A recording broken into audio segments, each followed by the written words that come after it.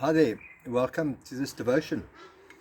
About 20 years ago, my son had a viral infection and we had to go for some blood tests. When I say we, I mean him. The only problem was he was about 4 or 5 years old. So when we got there, he sat on my lap and he was surprisingly good. They took about 3 vials of blood from him. He made these strange grunting sounds and he squirmed a bit to make it clear to me that he was taking a bit of strain, but no tears, no holding him down, no screaming, no shouting, none of that.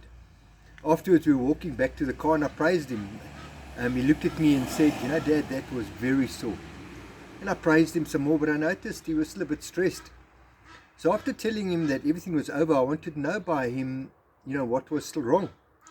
So he turned around, he looked me square in the eyes and asked me how they were going to put that blood back in him again. That is what was stressing him out.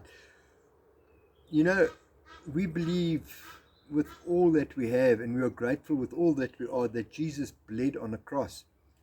His blood was spilled all because he wanted a relationship with you and I. This is so countercultural because we look for heroes that don't bleed. We look for heroes that are too tough to bleed or too tough to even get hurt. And yet Jesus bled for you and I. I watched this movie the other day with Dwayne Johnson acting as Hercules. In the story, him and his crew of friends were mercenaries. And to boost the business, they started these rumors that Hercules was the son of Zeus, and he started these stories about these great feats that Hercules achieved. And this was all to boost their business, and it worked well. When Hercules arrived for an assignment, he would walk into a battle or into the assignment all alone, and everyone would see him go alone. And backstage, his friends would arrive and help him accomplish what they were paid to do in the first place. And they would leave backstage again without anyone seeing them, and Hercules would arrive out of the scene, and he would be a hero and how much he accomplished all alone. And he would actually be seen as a god, and it would boost their business, and the demand for Hercules grew, and they got richer and richer. And this reminds me of so many MDs and managers I've worked with in the past. They see themselves as this Hercules type person that have achieved these great accomplishments in life all alone, no help. And and and that is how they walk through life. Anyway, this movie, Hercules and his friends were in this big battle scene.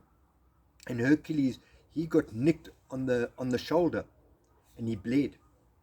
And one of Hercules' friends came running up to him and took his cloak and put it over his shoulder to hide the blood. And his friend said to him, "Don't let the soldiers see you bleed. Gods don't bleed." And that is what you and I do. We look for heroes that don't bleed. This hero that can overcome anything and save us. And then we put pressure on ourselves to be that hero that doesn't bleed and that doesn't hurt. And it does not work. You and I are not like Hercules. We are not like Dwayne Johnson. And I must add that he's a man's man and most of us are in awe at his physique. But we are not like him. Our hero, and my hero, is Jesus. God that came to the earth in the form of a man that associated and still associates with the weak and the poor and the oppressed and the lost and the people that are suffering. Our hero, Jesus, came and willingly bled for us. He didn't try to hide his blood. His blood was put on full display for all to see. Our hero was not apart from us. And then Jesus comes along and he says to us, "Are you hurting?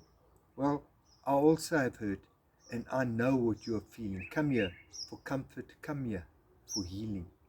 And if you are hurting, Jesus comes and says you don't have to hurt any more than this. You don't have to punish yourself. Come to me for comforting and healing. Stop bleeding. I've already bled. Then Jesus makes us agents of comfort and healing in a bleeding world around us. And what qualifies us to comfort the world around us? Well, we have hurt. We have found comfort. We have found healing in Jesus. And then in love, we show others where to find our God that bleeds, our God that bled for us, so that others can stop bleeding and others can stop hurting.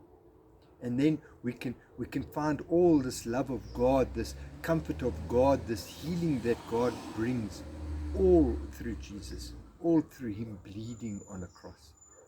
May God's Spirit guide you to find comfort and to find strength in the fact that we serve a God, that we worship a God, that we love a God that was not afraid to bleed for us. Until we meet again, God bless.